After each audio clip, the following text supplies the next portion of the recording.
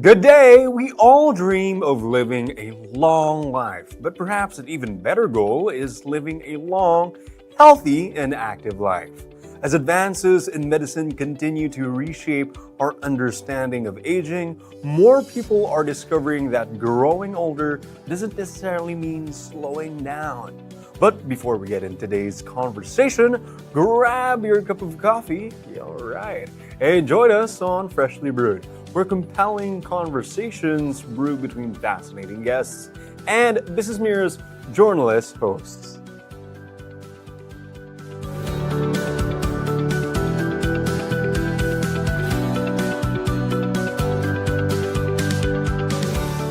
Today, we'll explore the growing field of longevity medicine, also known as Healthspan medicine, which focuses on helping people stay healthier for longer.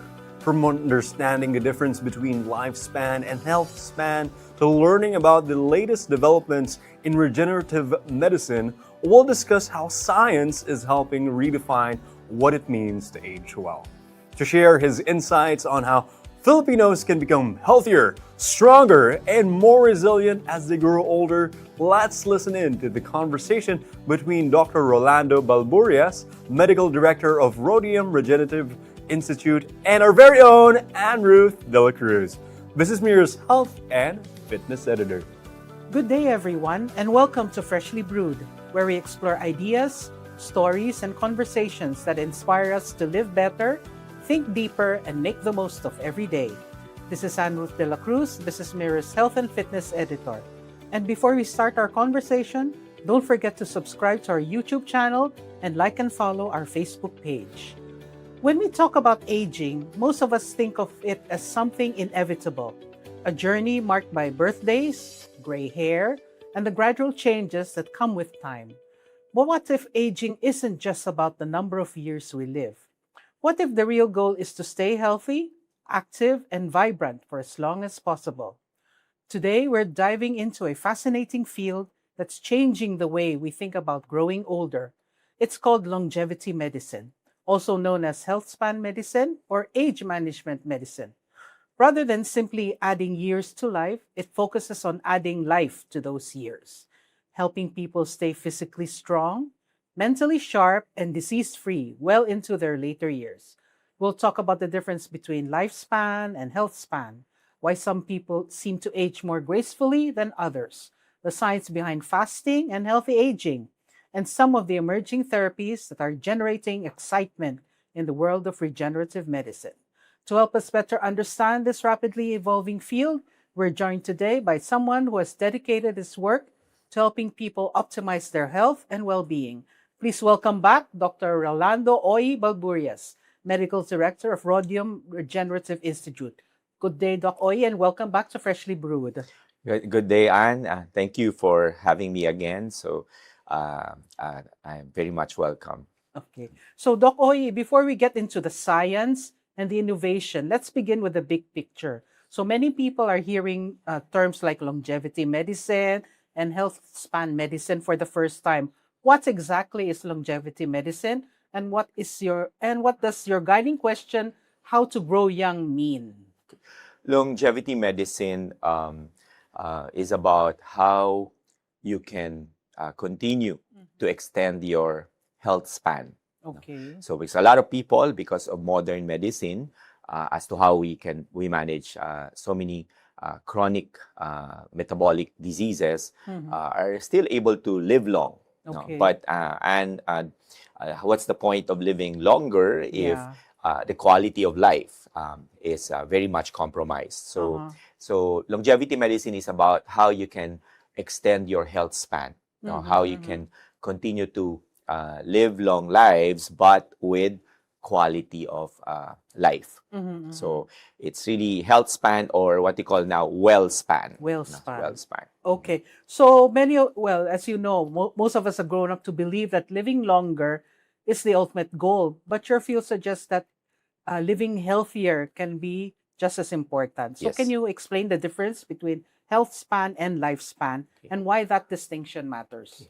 Well, aging is inevitable, our chronological age. No? So that's the number of years that you are living. No? Okay. So, but health span is about the number of years that you're living without any diseases. No? So Okay. that you don't you're still very active, you're very functional. No? So because biological aging is different from your chronological age, because you may be, let's say me, I'm 55 years old, but I could determine now, right now with medicine, we can determine your biological age. So it's either my biological age is younger or older than my chronological age of 55. So, and there are metrics that can be measured now to know your biological age, or what you call biological clocks. No? So it's different. So chronological age is very much different from our biological age. Okay. So, di ba there's a machine that does that you have to hold on to, and then they're able to Well, calculate? that's like it's not really that accurate. Yeah, So yeah. because our body as a network of interconnected biological systems is very complex. No? So, Okay. but that's a good guide. It correlates your body structure, no? Okay. Particularly your muscle mass, no? And your fat percentage or fat mass. So those are important factors as well that can contribute to hastening or accelerating your biological aging, your body structure. No? So especially connecting your muscle mass with your cognitive function, for example. Okay. So in fact, muscle is the organ of longevity. Okay, so it's the long. Okay, so speaking of health span, let's bring the discussion closer to home. How are Filipinos doing when it comes to health span and lifespan? Unfortunately, we have one of the shortest health span. Okay, the aging profile of the Filipinos, our lifespan is I think now at 72 years old. No, 72. It actually it went up from its previous level of 68 or age of 68, but now it's 72. But our health span, average health span, is actually 62 years old. No, so can you imagine? So that's a big gap. No? So a big gap really between health span and lifespan. No, so and unfortunately, yun, if you're going, a retirement age is 60 years old, Yes, right? So retirement age so is can you 60. imagine after retiring that you're supposed to be able to really be able to do the things that you want to do, right? So but you'll be spending your retirement fund dealing with so many chronic diseases, or worse, that would be that will be it, no, the end of your life years as well. So because many of these chronic conditions or chronic diseases also have acute complications that can really directly impact your lifespan as well. Okay, so what is the ideal difference between the health span and the lifespan?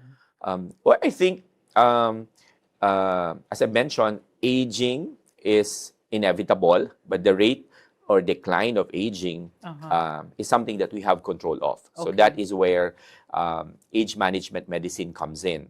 That indeed we know already the different hallmarks of aging.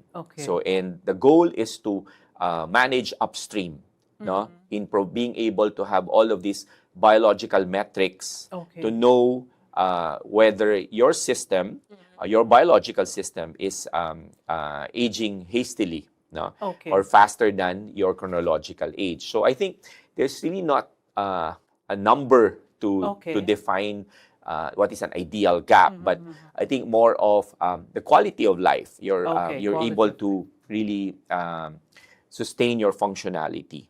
No? So and of course, one of the most important aging biomarkers is measuring as well your the aging of your brain, because what's the point as well of living longer, like so many people, but they are manifesting with neurodegenerative conditions.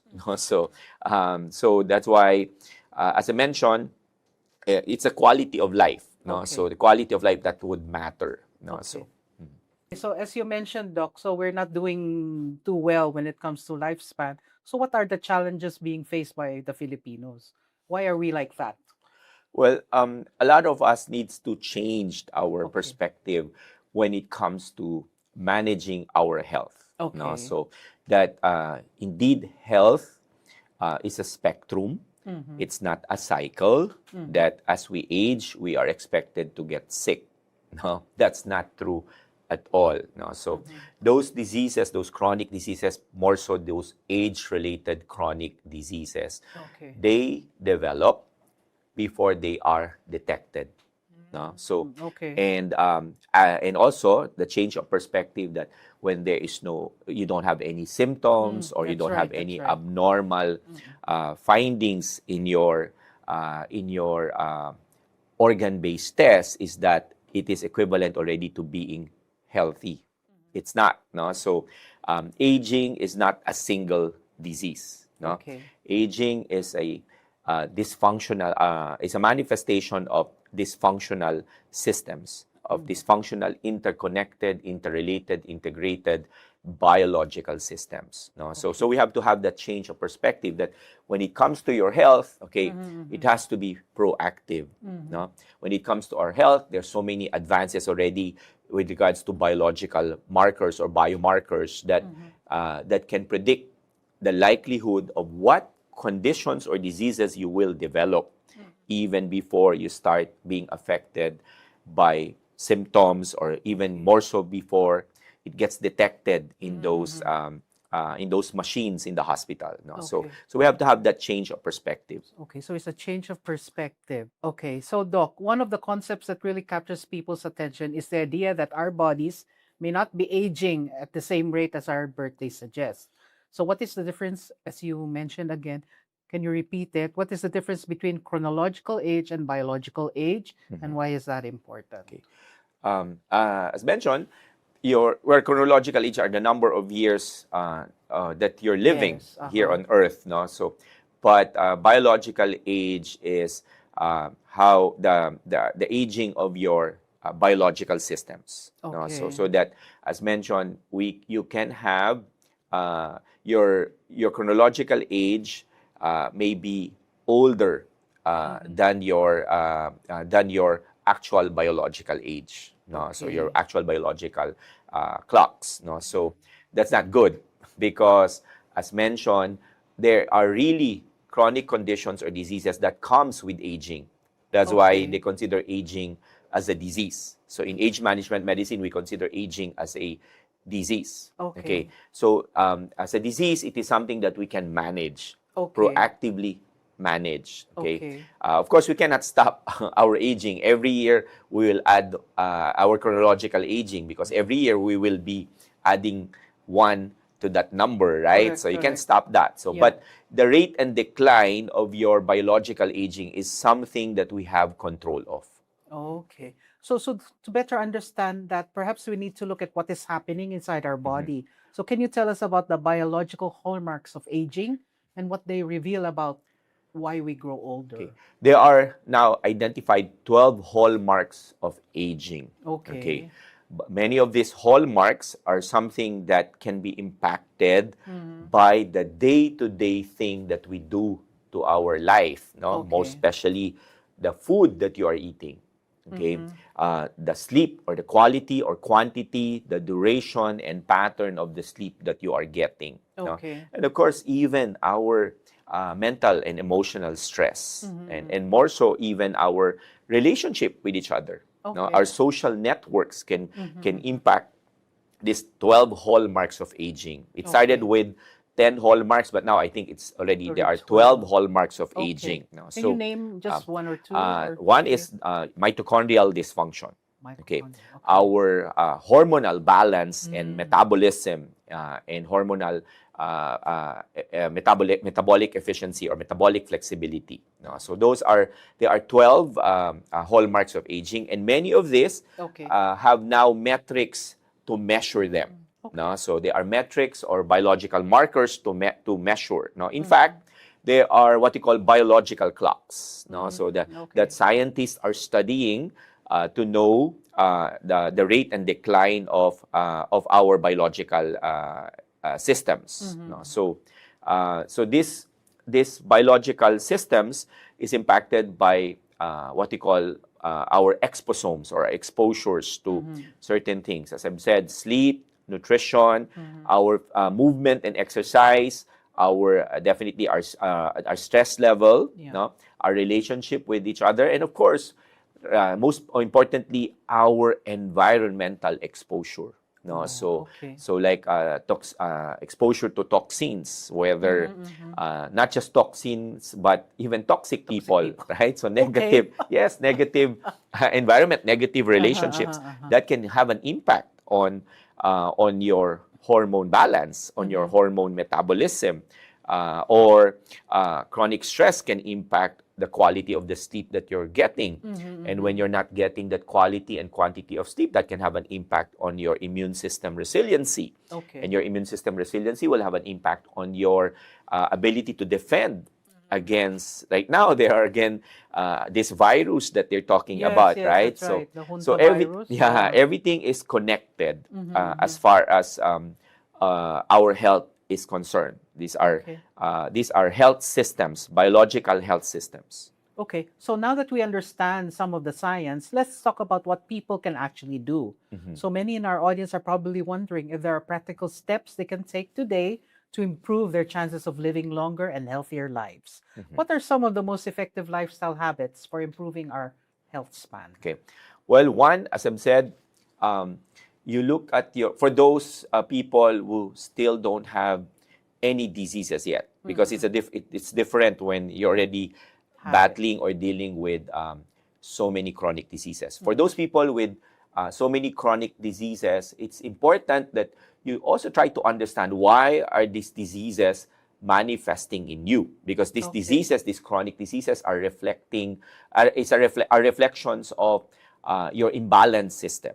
So look at what you're eating. No, are you feeding your diagnosis of your diseases? No, or are there factors in your day-to-day lifestyle that you know for a fact is compromising and contributing or perpetuating those chronic conditions? Like, for example, sleep disruption or sleep deficiencies, your chronic stress, as I mentioned. No? So look at all of those day-to-day factors, because if we overlook them and we don't know how to manage them, then, as mentioned, these are going to contribute to impacting the balance of your interconnected network of systems. No? So of course, the food matters. No, so when we talk about food, I think I've mentioned it so many times, Miss Anne, that when I talk about food, I'm only talking about food that God created. No, so whole, real, unprocessed foods. No, so if it's been several years or several decades that you haven't provided your body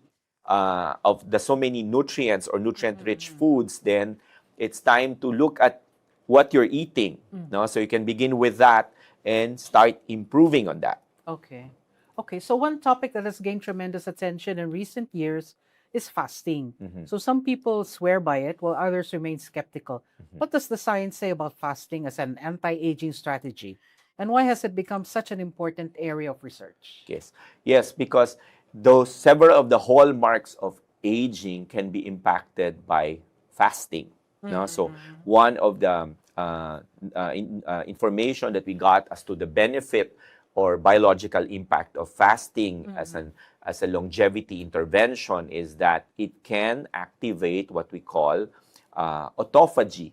Autophagy is when our body, since you are not using it or you're not feeding it with anything, it will activate autophagy, the mechanism as to how our body cleans up itself. No? So just our body, as I mentioned, is like a car.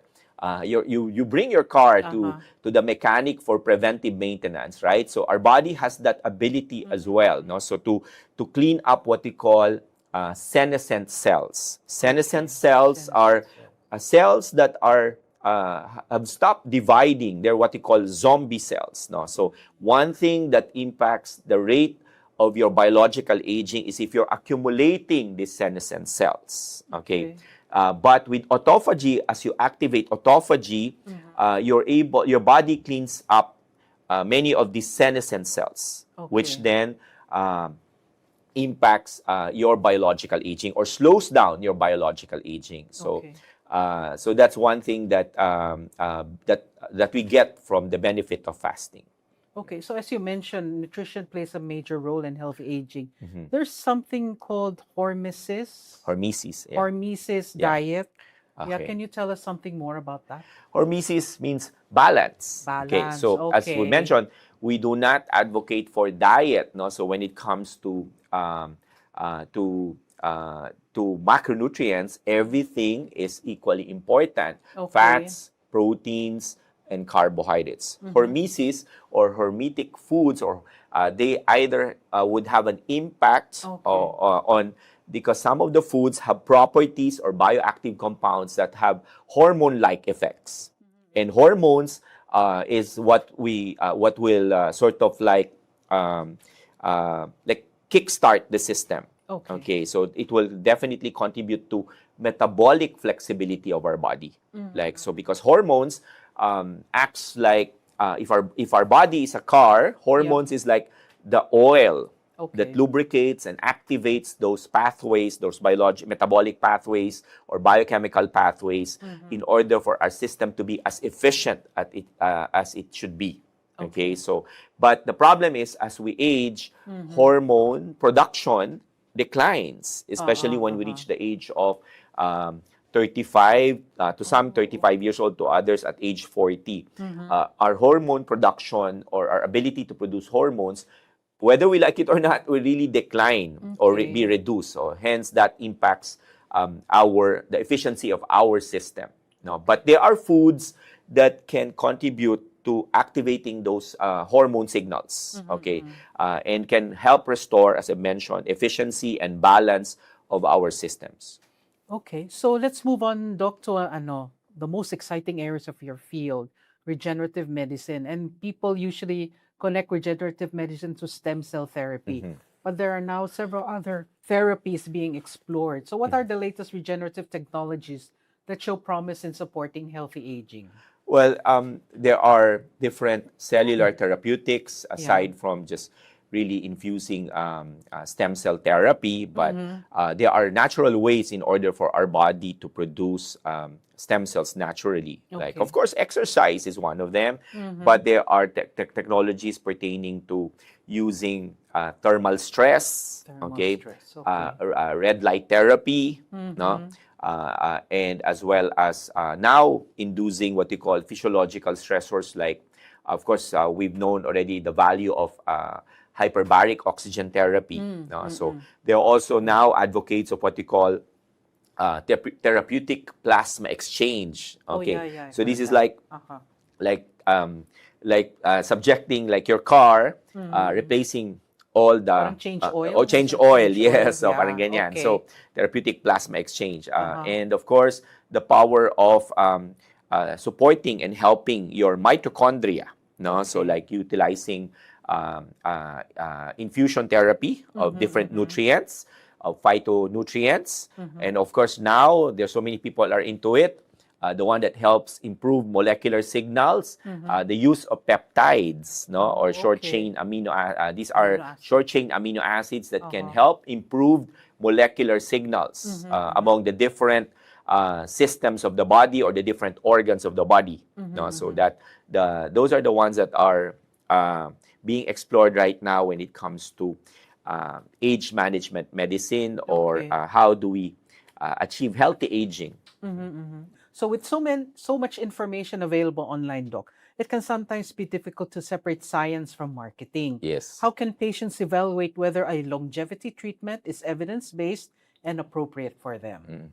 Well, very important to have a measurement of your system, because each of us, Anne, have different unique the status of your systems. So don't just of course, if for those influencers who are advocating or selling or marketing certain interventions, it's important how your system is to know how your system is going to benefit from it. Is that really something that your system needs? So you wouldn't know it unless you measure the status of your systems. No? So Okay. you don't, unless you measure those substrates or metabolic substrates like your nutrient levels, your hormone levels, your hormone metabolism efficiencies, those things. So measure it first. No? Okay. And then it's good. There are doctors now who are trained in this kind of approach of longevity medicine or age management medicine.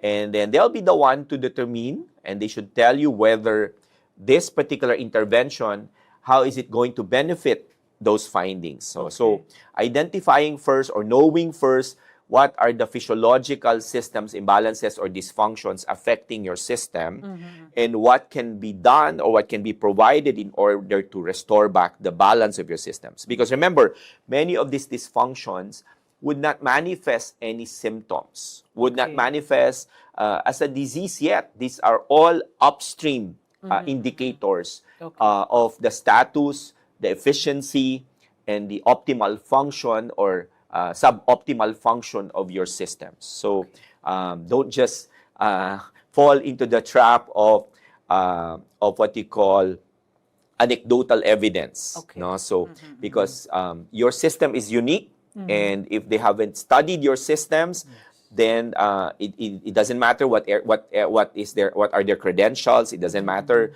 whether they are doctors, but they need to study first, and they get to know deeper what your system needs.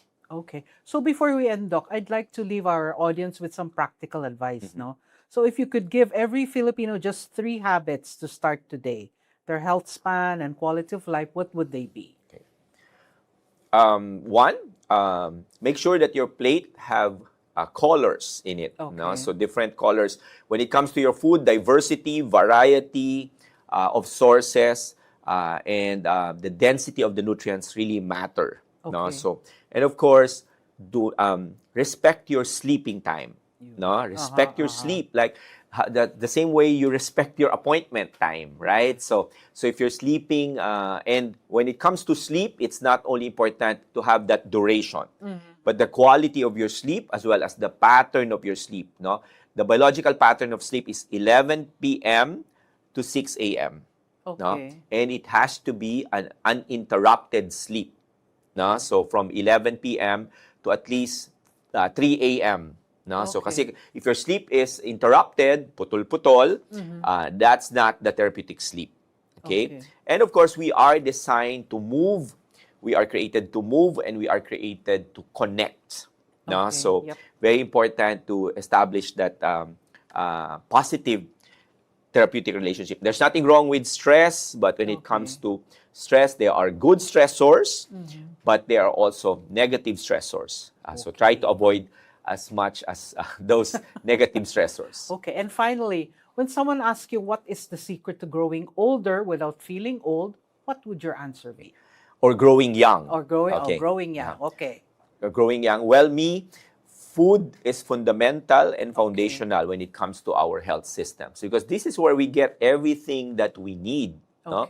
Everything that our body needs in order to function and perform your day-to-day task will come from the food that we eat. The nutrients, the micronutrients, the macronutrients, the phytonutrients, those are what our body will utilize in order to create the other substrates that our body needs. Your neurotransmitters, your hormones, your enzymes, those things. So without supplying those nutrients, then your body would have to compensate for what you're providing it. No? And sooner or later, that compensating ability of our body is limited.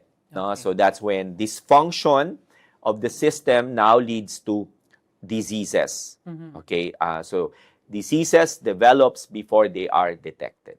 Okay, so Doc Oyi, thank you for sharing your expertise and helping us understand that healthy aging is not simply about adding years to our lives, but about making those years meaningful and active and fulfilling. And we've learned today the journey toward longevity doesn't begin in some distant future. It begins with the choices we make every day, from the way we eat and move to how we care for our physical and mental well-being. Thank you once again for joining us on Freshly Brewed. And to our audience, thank you for spending this time with us. Until next time, stay curious, stay healthy, and keep brewing fresh ideas and meaningful conversations. I'm Anne Ruth Dela Cruz, BusinessMirror's Health and Fitness Editor, and this has been Freshly Brewed. Have a wonderful day, everyone. And